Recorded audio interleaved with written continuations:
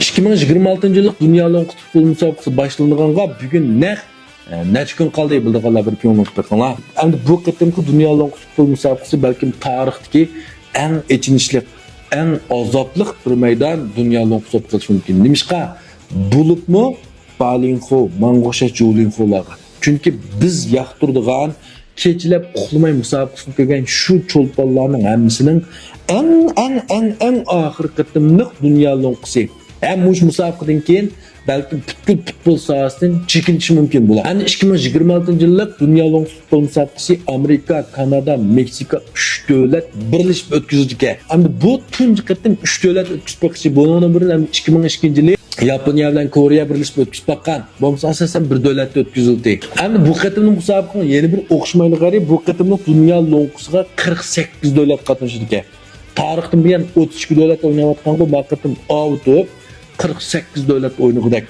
Bu mu bir başka kişi yoktu yani. Endi gidimiz qaytib kelsek biz en yaxtırdıgan müsabakaların keçisini uxlamay ko'rgan çolpanlarımız biz bilan qo'shilishdi.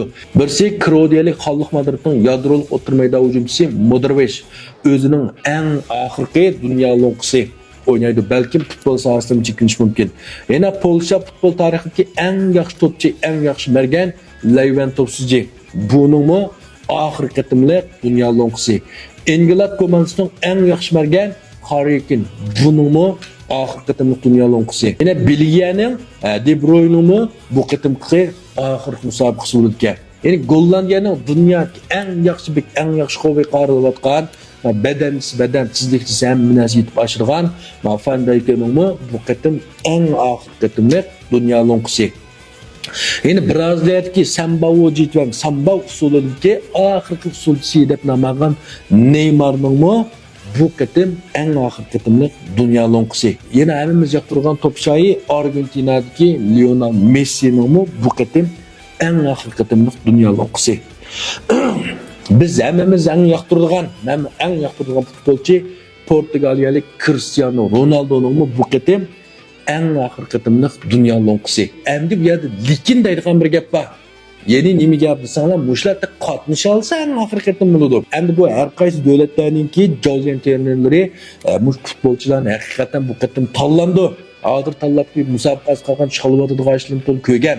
Haqiqatan shu musobaqaga berib o'ynamdi. Shu muhim masala.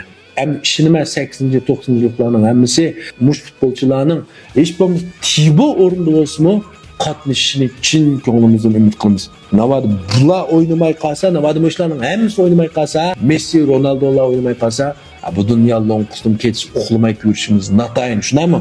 Unisiga Amerika, Kanada, Meksikaning vaqti naq bizdan teatr oynaydı uçuyor. Bizde keç olsa aldı gündüz. Ondan sonra ekran aldık dostlar. Sizlermi bularının qatnashishini xohlamsizlar, umid qilamsizlar. Piyon uchiga o'zinglarning bu ko'z qarashini qoldirib qo'yinglar. Rahmat.